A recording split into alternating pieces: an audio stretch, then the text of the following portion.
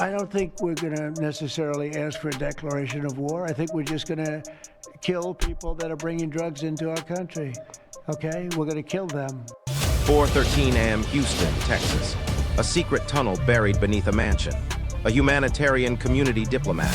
Hundreds of children missing without a trace. 1.1 tons of narcotics funneled into the United States.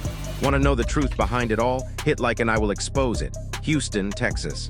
One of the most elite residential districts in Houston, the commercial center of one of America's busiest economic hubs. A place where economics, logistics, and global supply chains converge around the seaport. And when the city had not yet awakened, it was that very silence that concealed a danger slowly growing beneath it. At the end of a private street stood a towering mansion. It belonged to Abdi Karim Sheikh, 56 years old, a Somali community diplomat praised as a mediator, philanthropist, and cultural advocate. For years, families regarded his home as a symbol of generosity and compassion. He was celebrated as a hero for funding programs for homeless and vulnerable children, pouring in hundreds of millions of dollars every year. Whenever campaigns were launched to protect missing minors or prevent teenagers from being exposed to drugs, he was always present. His reputation earned him the absolute trust of countless families who proudly praised him across social media. But behind that image lay a darkness no one expected. Federal analysts began to notice irregularities, security guards working in 8-hour shifts, new surveillance cameras installed throughout the property, unmarked trucks arriving after midnight then leaving before dawn. Quiet rumors spread. Children were brought inside but were never seen leaving. A statewide financial audit exposed the truth. Investigators uncovered more than 1,200 suspicious transactions, totaling $298 million siphoned from community and youth care funds. Instead of building new shelters, the money had been redirected to industrial concrete, reinforced steel, ventilation systems, and excavation equipment. Then came the discovery that froze the room in silence. The residential centers under his management, facilities registered to house more than 1,000 children, were completely empty. Every bed, every dormitory, every corridor. Not a single child was there. One question echoed across the federal command room. Where had the children been taken? The command finally understood the truth. This was not a mansion. It was the gateway to a tunnel network. At 4:13 a.m., the final order was issued. Inside the mansion, private security took combat positions, not to defend the law, but to protect those who had turned money, paperwork, and authority into a criminal machine. You have only seen what they wanted you to see. Hit like and subscribe, because what comes next will reveal how power became the shield that protected the darkness. As the investigation went deeper, the truth became increasingly clear. For years, admirers had praised his discipline, his structure, and the near-perfect precision of his work. But that precision concealed another reality, one investigators would ultimately describe as a humanitarian mask, covering an industrial-scale human trafficking machine. Over the span of 5 years, more than 187 temporary housing grants were approved without a single verified beneficiary. 12 support programs reported renewed funding despite showing no meaningful expansion. And in one audit alone, $4.6 million was reclassified as short-term support services, with no documented record of any individual or entity receiving assistance. Among more than 1,100 minors listed in the files, at least 700 had no identifying documents.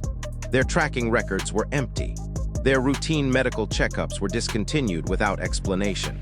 In dozens of cases, even their names disappeared from the digital system, erased as if those children had never existed at all.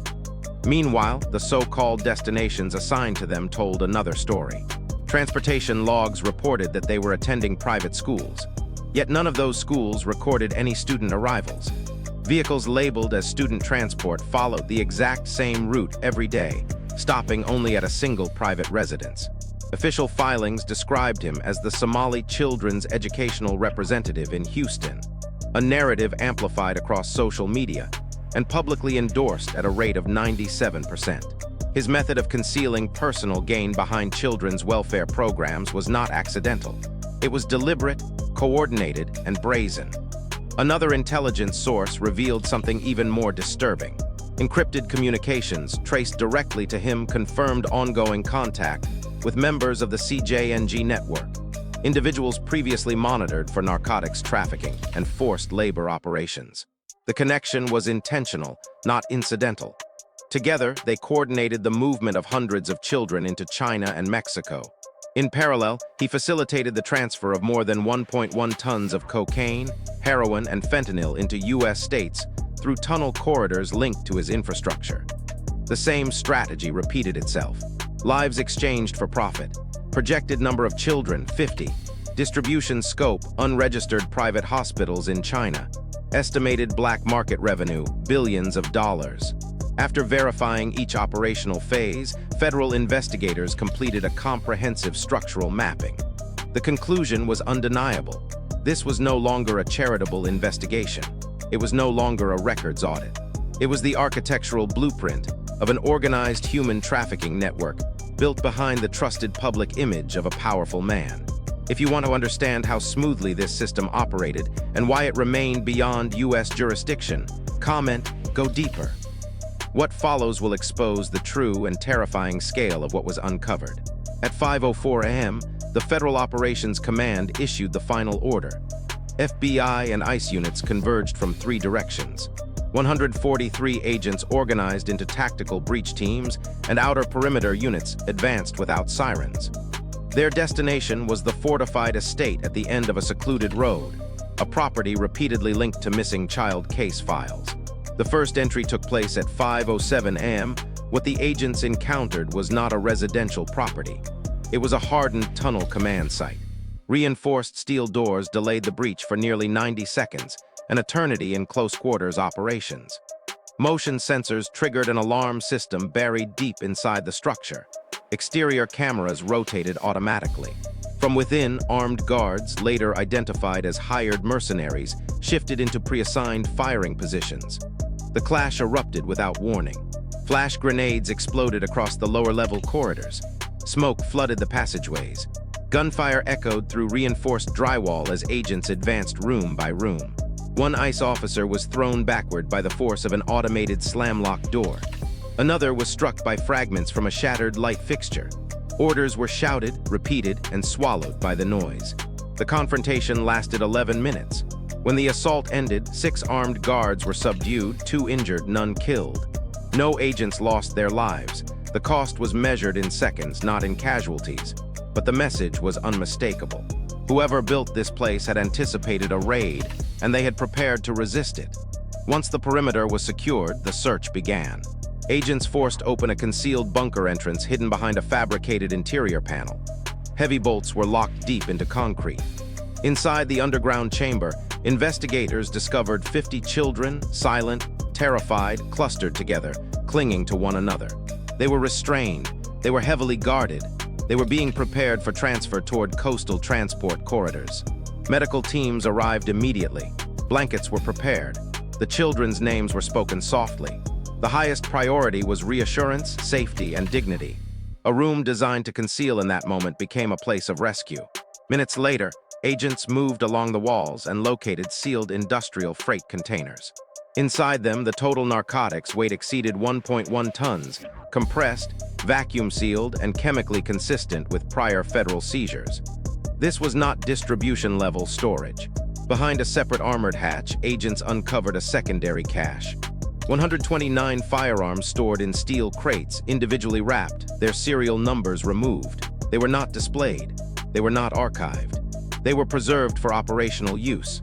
Each discovery reinforced what earlier analysis had already revealed. This was not accidental, not temporary, and not administrative negligence. It was a deliberately engineered smuggling infrastructure. For many agents, the most haunting memory of that morning was not the confrontation, but the silence afterward. The silence born from a truth too devastating to accept, yet impossible to deny. The children were safe. What stunned the federal investigation teams was not the battle, but the network behind it. Comment, reveal. The next chapter will expose everything. What investigators uncovered in the hours after the raid was not simply evidence. It was the anatomy of a system. The mansion was no longer viewed as a home, nor even as a tunnel gateway. It was the control node of an infrastructure that had been engineered, financed, and hidden in plain sight. Inside the command room, federal analysts began reconstructing the trail. Hard drives were decrypted. Encrypted folders were mirrored. Ledger sheets were photographed, cataloged, and compared against years of municipal funding records. Each file opened like a door, and every door led deeper underground. Across 12 storage devices, investigators recovered more than 318,000 internal records. Personnel logs, construction invoices, routing schedules, security rotations, and transfer manifests. On one server alone, analysts discovered a structural blueprint containing 41 separate access points mapped beneath multiple residential districts, all feeding back into the same operational core. This was not improvisation. This was design. Financial mapping exposed a second layer of truth. Charitable foundations registered under community development programs had quietly transferred $92.4 million into construction firms, specializing in industrial concrete reinforcement and subterranean ventilation systems. Contracts listed as youth housing expansion projects were instead tied to material shipments, identified at excavation sites across Houston, San Antonio, and Galveston. Every receipt told the same story. Nothing was built above ground. The mansion did not stand alone. It sat at the center of a network that functioned like a corporate supply chain. 3 primary corridors were identified, one directing movement toward Mexico through concealed freight lanes, one routed toward California's coastal industrial zones, and one extending east into maritime cargo facilities. Transportation logs, thousands of entries spanning 5 years, revealed a chilling consistency. Vehicles marked as educational transport followed the same fixed path day after day, stopping only at properties registered to satellite community centers. None of those sites listed a single active resident, yet their operating budgets exceeded $48 million per year. Analysts recognized the pattern immediately. Occupancy reports were fabricated to justify funding. Funding financed construction, and construction enabled movement. The system did not revolve around charity. Charity was the camouflage. Then another discovery shifted the tone of the room. Embedded within the structural plans were digital overlays mapping not only tunnels, but timelines of use. Color-coded markers documented activity cycles, transport intervals, and risk windows calculated to the minute. Movement was scheduled, rehearsed, and synchronized with alarming precision. This was not a passive criminal location. It was an industrial operation. Every piece of data, from the reinforced doors to the rotating security shifts, revealed intent.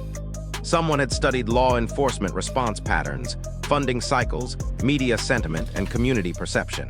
Someone had used credibility as a shield and permanence as leverage. The deeper investigators looked, the clearer the truth became. Nothing here had been accidental. Nothing here had been temporary. The mansion was only the surface. Beneath it stood a system designed to operate quietly, profit endlessly, and vanish the vulnerable without leaving a trace. A network that was never meant to be discovered. And yet that morning it finally had been.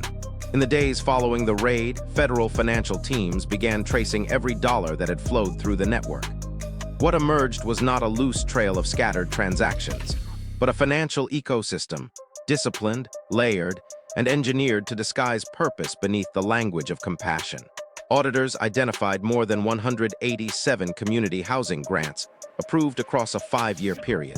Yet not a single verified resident ever appeared at the listed program locations. Reports described dormitory expansions, youth rehabilitation programs, and emergency shelter initiatives. But when investigators cross-checked those claims with site visits, the results were identical. Empty rooms, empty halls, empty ledgers of human life. And yet the funding never stopped. One federal report documented $298 million in redirected allocations, siphoned away from child care services, youth outreach programs, and social support initiatives. Instead of reaching families, the money flowed into entities with neutral corporate names. Construction logistics firms, industrial ventilation suppliers, excavation contractors, and structural engineering consultants. Every transfer moved with surgical intent.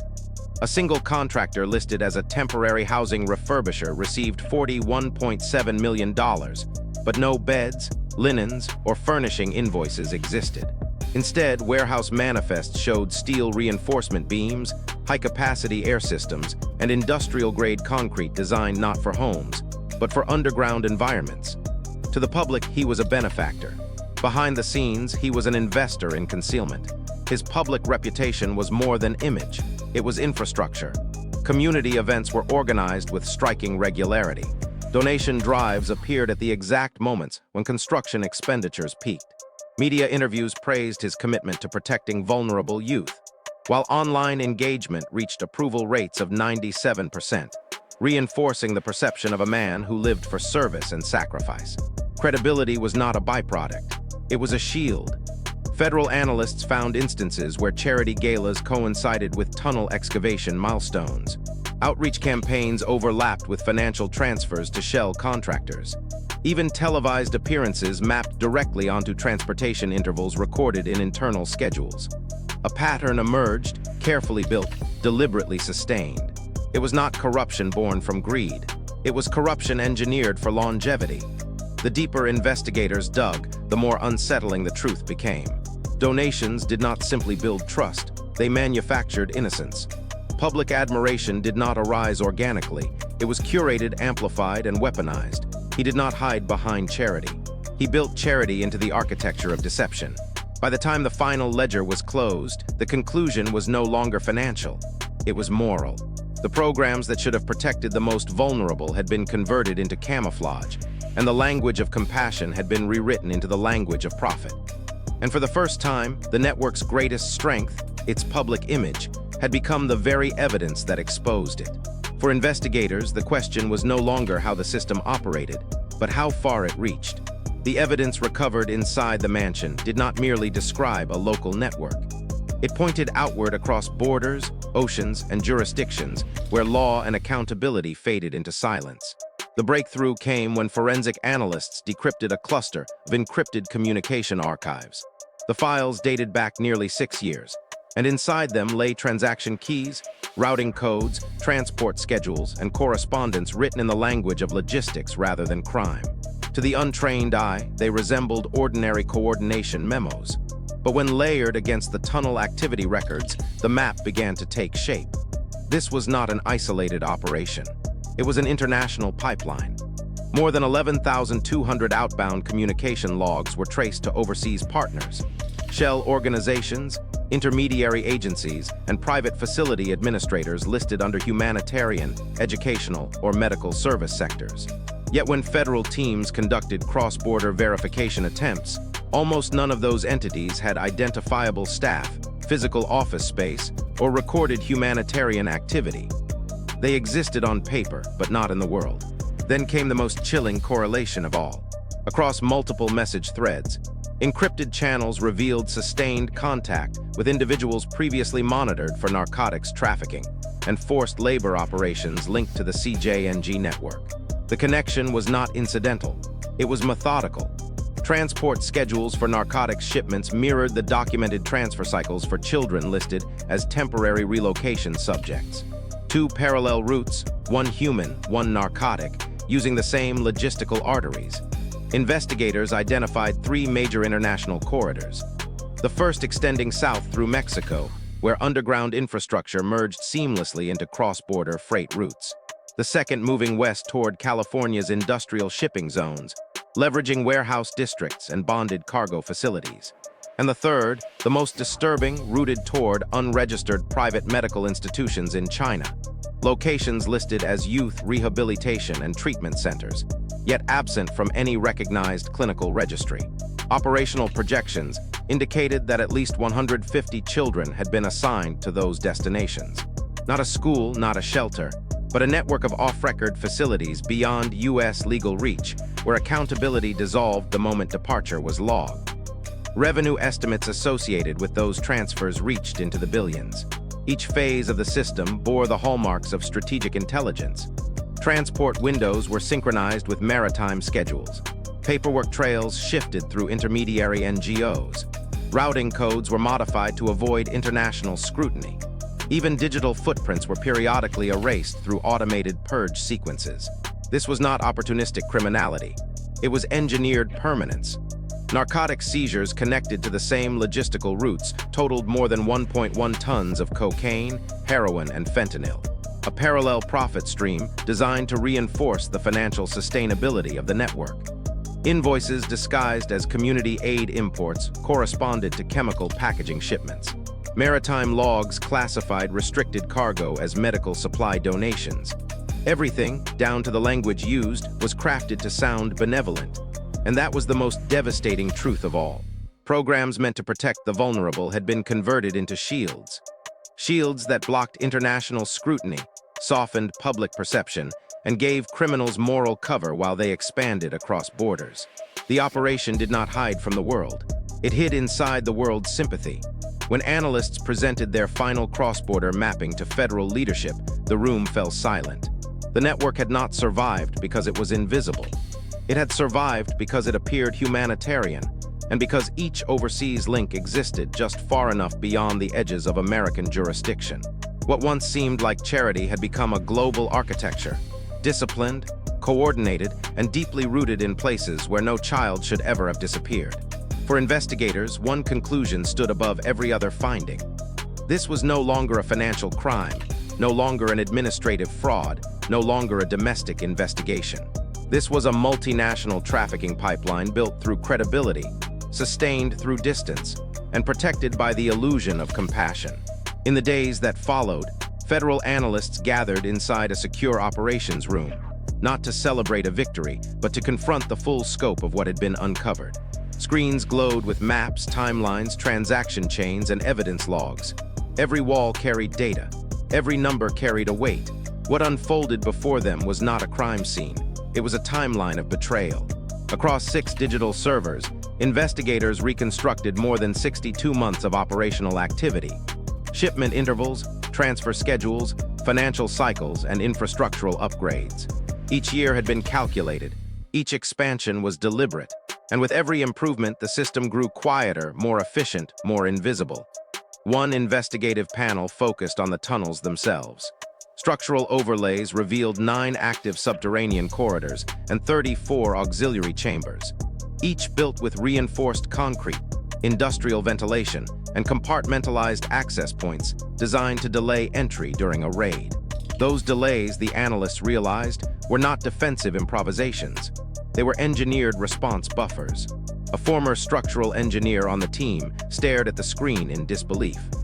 The architecture reflected professional design calculations aligned with law enforcement breaching timelines, emergency exit intervals, and surveillance blind spots. This was not a criminal shelter. It was a controlled environment built to withstand discovery long enough for everything inside to disappear. Forensic accountants presented another revelation.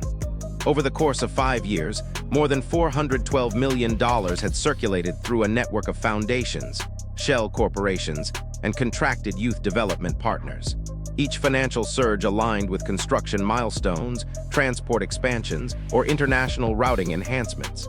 The system did not merely fund itself, it reinvested in itself.